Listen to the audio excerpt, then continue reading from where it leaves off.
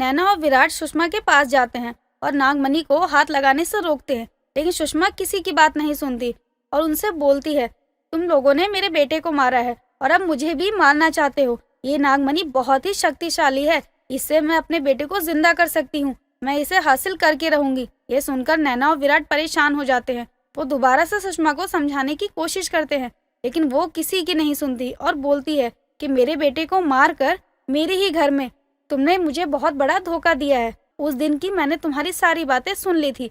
तभी मेरे दिमाग में ख्याल आया कि जो तुमने मुझे बताया था कि मेरे बेटे का मृत शरीर एक जंगल में है, मैं वहां से अपने बेटे की शरीर को निकाल कर और नागमणि के जरिए उसे जिंदा कर सकती हूँ। उस दिन नागमणि को प्रकट करने के टाइम पर तुमने जो भी बात बोली थी, मैंने सारी बातें सुन ली थी, लेकिन कुछ समय बाद मैं बेहोश हो गई।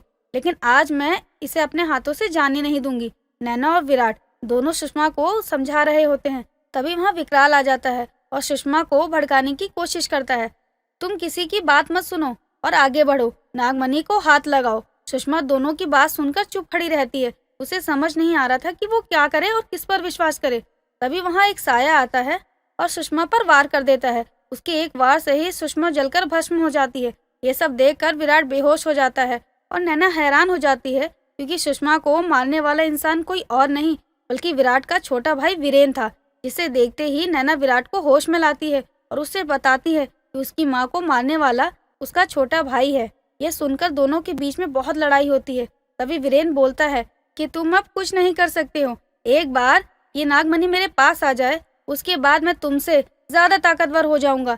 इतना कहकर जैसे ही वीरेन नागमणि के पास जाता है, तभी विकराल पीछे से उससे बोलता है, जाओ मेरे दोस्त और मेरा और तुम्हारा सपना पूरा करो। लेकिन वीरेन के छूने से पहले ही नैना अपना विशाल नागिन रूप धारण करती है और वीरेन पर वार कर देती है और नागमणि को लेकर वहां से चली जाती है। विराट भी उसके पीछे चला जाता है, जिसके बाद वीरेन और विकराल दोनों एक दूसरे की शक्ल देखते रह जाते हैं। विकराल घोर तपस्या करता है और एक ताकतवर गिद्ध को अपने सामने प्रकट करता है, जिससे वो नागलोक में भेजकर नागमणि का पता लगा सके। तभी उसके सामने खड़ा गिद्ध उससे बोलता है कि आखिर तुमने मुझे यहाँ पर किसकी मदद के लिए बुलाया है। तो विकराल उसकी बातों का जवाब देते हुए बोलता है कि तुम्हारा नागलोक में जाना मना नहीं है, इसी वजह से मैंने तुम्हें यहाँ बुलाया है। मैं तुम्हें वहाँ नागरानी को अपने पीछे लाने के लिए भेजूंगा। तभी गिद्ध हैरान हो जाता है और विकराल से बोलता है कि आखिर भला ऐसा कौन सी चीज है जिसके कारण नागरानी मेरे पीछे आ सकती है।